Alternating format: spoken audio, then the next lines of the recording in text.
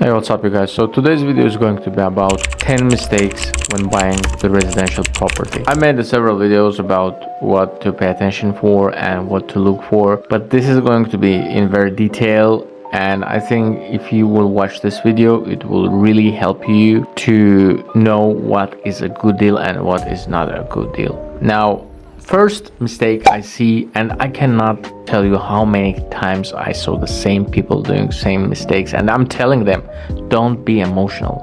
Being emotional is a big mistake. For instance, when you are trying to find a property for yourself, you probably go to the areas best. Most of the time I've seen the sentiment, people try to go and buy the property where they grew up, even if it's not a good deal, even if the area is not good, even if the area is not safe, even if it's outdated, people still go there, try to look for the places similar to what they grew up.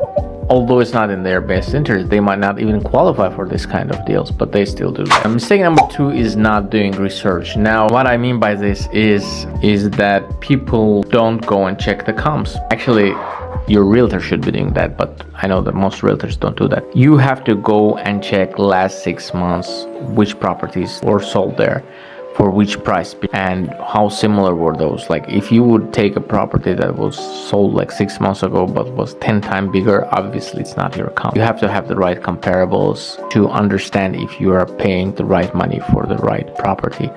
Otherwise, it would be just a waste of money. Now, this is really important, and I cannot underestimate that. This is just something you should be doing, plus your realtor. Actually, your realtor should be doing that, but I cannot tell you how many times I've seen people, and realtors specifically, not doing that, because it's actually a conflict of interest. Most realtors are not really interested in their clients buying the best deal. They're just interested in the client buy any deal and making the commission of that, which is unfortunately not the best way it should be working. Mistake number 3 is not knowing the purpose of the property. Many times I've seen people buying investment properties and using them as a primary residence, and many times I have seen opposite, people buying primary residences and using it as investment property, which is okay, but you really not getting as much as you could from the property. Say you got a duplex, it has ADU, it's a perfect rental investment. I mean, if you would rent both of them, you would obviously cash flow twice. But I've seen people trying to save money and living in one part and renting another part, which is also okay, but you have to understand that it's not going to be like private backyard anymore.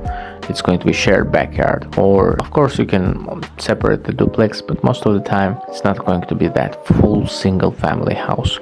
Another thing is the house hacking. If you're looking for the house hacking option, if you're trying to rent when you leave and live where you rent, then it's okay, but you really have to have clear goals. Mistake number 4, and I would say this should be actually mistake number 1, but since those are mostly repeated more, I would say this is mistake number 4, having a bad realtor, not having a good realtor. This is crucial, guys, because as I said, realtors' main goal is just to make money. Obviously, they have to put bread to their table, and if you have a bad realtor, which is unfortunately, I have to say that's a majority of the guys in the market right now, most people would not tell you when you would take them, when you would send them. That's a test that I refer. I spoke about it a couple times on my channel. If you have a bad realtor, you want to check if he is a good realtor or bad realtor, just send them a very bad deal, the deal that you know is a bad, horrible deal, and look what will tell you. If they're telling you, hey, that's awesome, let's go, let's do an offer, that's not the guy you should be proceeding with. But if they are telling you that, hey, are you sure about that deal, like the price looks a little higher, that's not a really good area,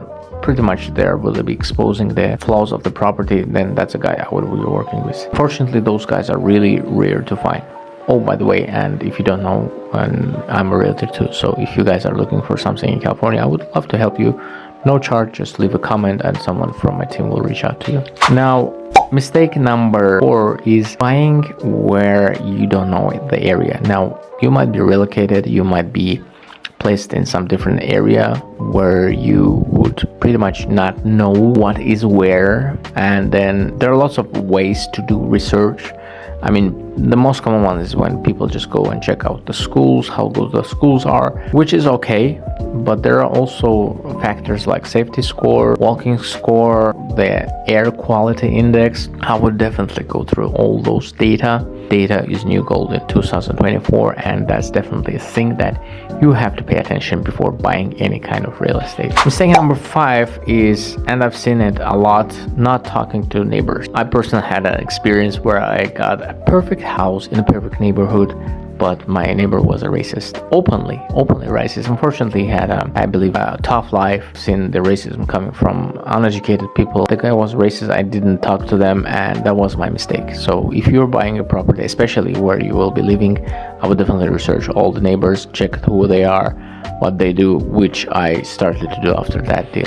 Mistake number 6 is not having an inspector. Now, many people think that, hey, I'm going to do the appraisal anyway, why would I need an inspector? But that's not true. Last deal I did, I actually have a video about how I was trying to hunt rats. I had an inspection done, and the inspector was a younger guy. He kind of mentioned that there's a rodent in the area, in the house, but that was not just one rodent. We caught probably, I want to say, close to 15 rats in the attic. And I found out that we got that house on a huge discount.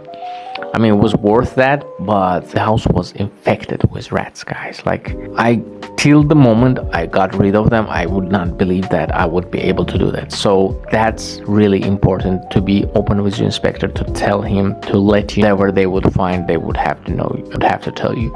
And it could be a small thing and it could be a huge thing, but you never know until you start to live in that house. But at least you would have a clue. So mistake number 8 is not trying to lower the price. I mean, some people think that it's unethical, but I don't see any unethical things in trying to get a better deal. I mean, you're pretty much asking the person you're buying from to give you his best price. If they can, it's perfect. You would have that sold somewhere inside of you that you tried.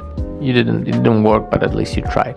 It's always better to try. Even if you will fail, you'll know you tried. Yeah, definitely ask for the lower price, and if you get the lower price, then it's just additional bonus. I mean, who wouldn't want some 10 15k additional in their pocket? Now, mistake number 9, and this is also one of the most important mistakes, is not reading through the contract.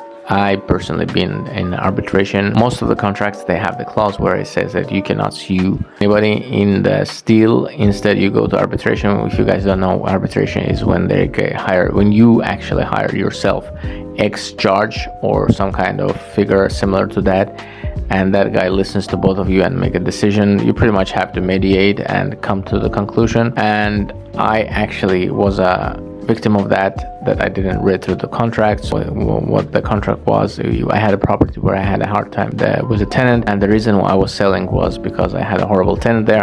I just wanted to get rid of them. But when we signed the contract, then the buyer told me that, hey, you have to get rid of the tenant and then we'll buy it. And obviously they would not move out. It took like 3 months. After 3 months I got rid of the tenant, but then it would not make sense to sell the property. I asked for them to cancel the contract, but they refused, so we just had a hard time. But of course they lost, but that's one of the biggest things I would recommend. In my case, if I would have that mentioned in a contract that one of the points of the contract is the property is being sold as is with tenant, I would probably not have any issues. Everything happens for a reason, and I'm actually happy that this happened, because I kept the property. It ended up going high in price. I still cash flows. I mean, I'm really happy with that. I have some minor complications, nothing big. And last but not least, I would say this is the most common mistake, is rushing.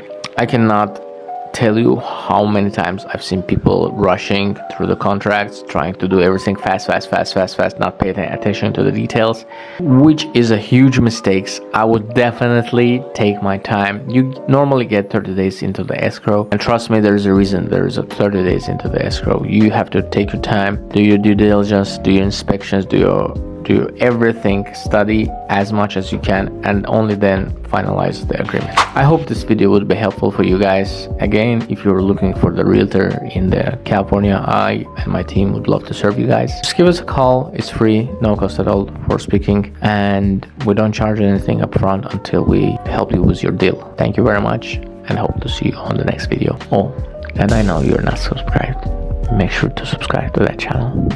Bye.